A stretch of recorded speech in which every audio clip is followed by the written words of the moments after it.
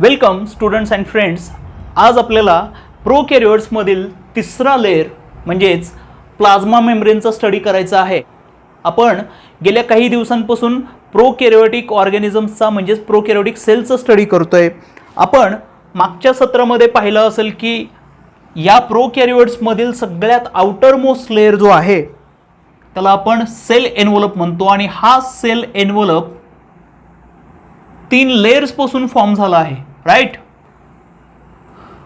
आपण पाहिलं सगळ्यात आउटर मोस्ट लेयर हा ग्लायकोकॅलिक्सचा आहे, सेकंड नंबर आहे सेल वॉल आणि थर्ड नंबर आहे plasma membrane.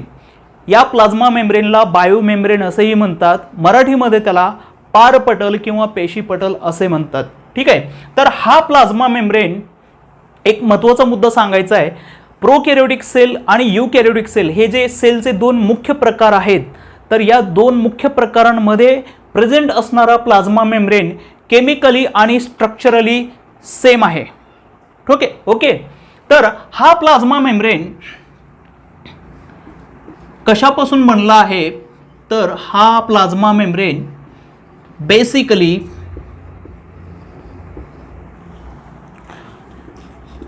Lipid plus protein पासून फॉर्म झालेला आहे. म्हणजे लिपिड म्हणजे मेद किंवा चरबी आणि प्रोटीन म्हणजे प्रथिन, तर यांच्या कॉम्बिनेशन पासून हा प्लाझ्मा मेम्ब्रेन फॉर्म झाला आहे.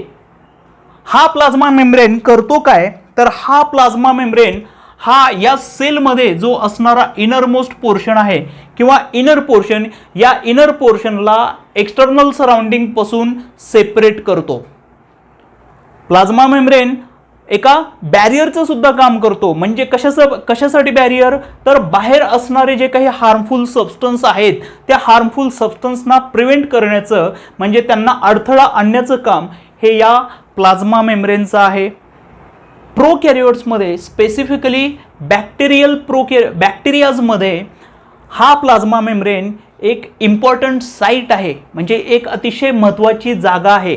ही महत्त्वाची जागा कशासाठी, तर या बॅक्टेरियामध्ये जेवढ्या काही क्रिटिकल मेटाबॉलिक प्रोसेसेस होतात त्या सगळ्या त्यातल्या काही अतिशय आवश्यक क्रिटिकल मेटाबॉलिक प्रोसेसेस या प्लाझ्मा मेम्ब्रेनच्या ठिकाणी पार पाडल्या जातात. तर त्या क्रिटिकल मेटाबॉलिक प्रोसेसेस म्हणजे अत्यावश्यक जीवनावश्यक प्रक्रिया कोणत्या, जसे की ऊर्जा निर्मिती म्हणजे रेस्पिरेशन, त्यानंतर फोटोसिंथेसिस म्हणजे प्रकाश संश्लेषण, ह्या क्रिया कुठे पार पाडल्या जातात, तर या प्लाझ्मा मेम्ब्रेनच्या साईटवरती पार पाडल्या जातात. आता आपल्याला प्रश्न पडला असेल की बॅक्टेरियामध्ये फोटोसिंथेसिस आपण अभ्यास केला होता की काही बॅक्टेरिया हे कसे आहेत, फोटोसिंथेटिक आहेत, फोटोसिंथेटिक प्रोकॅरियोट्स आहेत, म्हणजे प्रकाश संश्लेषण ते घडून आणतात. तर प्रकाश संश्लेषण सुद्धा कुठे होत आहे, प्रोकॅरियोट्सच्या या ठिकाणी या प्लाझ्मा मेम्ब्रेनवरती होत आहे. काही सायनोबॅक्टेरियामध्ये म्हणजे ब्ल्यू ग्रीन अल्गीमध्ये फोटोसिंथेसिस ही प्रक्रिया कुठे पार पाडली जाते, ही प्लाझ्मा मेम्ब्रेन या साईटवरती पार पाडली जाते. त्यानंतर लिपिडचं synthesis, lipid synthesis, then cell wall constituents, ह्या सुद्धा प्रोसेसेस या साईटवरती पार पाडल्या जातात. लिपिड सिंथेसिस म्हणजे मेदाची निर्मिती, मेद किंवा चरबीची निर्मिती. सेल वॉल कॉन्स्टिट्युएंट्स कोणते असतात प्रोकॅरियोट्समध्ये, तर ते असतात पेप्टाइडोग्लायकॅन आणि किंवा म्युरिन. राईट. तर हे कशापासून फॉर्म झाले आहेत, पेप्टाइडोग्लायकॅन आणि म्युरिन हे शुगर आणि अमायनो ॲसिड्सच्या मॉलिक्युल्सच्या पॉलिमर्स पासून फॉर्म झालेले आहेत. म्हणजे सेल वॉलचं कॉन्स्टिट्युएंट काय आहे, तर शुगर आणि अमायनो ॲसिडचे पॉलिमर्स म्हणजे त्यांच्या लॉंग चेन्स आहेत. तर यांची निर्मिती सुद्धा कुठल्या साईटवरती होते, प्लाझ्मा मेम्ब्रेनच्या साईटवरती होते. म्हणजे प्लाझ्मा मेम्ब्रेनचा रोल अतिशय क्रिटिकल आहे प्रोकॅरियोट्समध्ये. हा एक मुद्दा तुम्ही समजावून घ्या.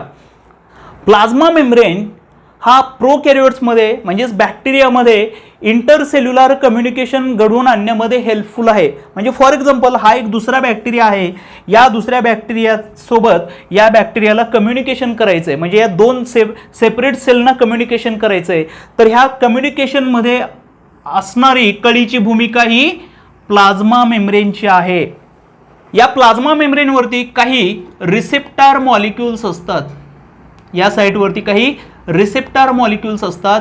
हे रिसेप्टर मॉलिक्युल्स त्यांच्या सराउंडिंगमध्ये असणारे काही केमिकल्स या केमिकल्सना डिटेक्ट करणं, म्हणजे त्यांना ओळखणं आणि रिस्पॉन्ड करणं, म्हणजेच त्यांना प्रतिसाद देणं, हे सुद्धा काम कशाच्या माध्यमातून होतं तर प्लाझ्मा मेम्ब्रेनच्या माध्यमातून होतं. म्हणजे प्लाझ्मा मेम्ब्रेन एक कळीची अतिशय महत्त्वाची भूमिका या प्रोकॅरियोट्समध्ये म्हणजेच बॅक्टेरियामध्ये आणि सायनोबॅक्टेरियामध्ये निभावतो. I think you are getting this point. Okay. And if you like this म्हणजे तुम्हाला हा सगळा भाग जर समजत असेल, आवडत असेल तर प्लीज लाईक करा, शेअर करा आणि सबस्क्राईब करा.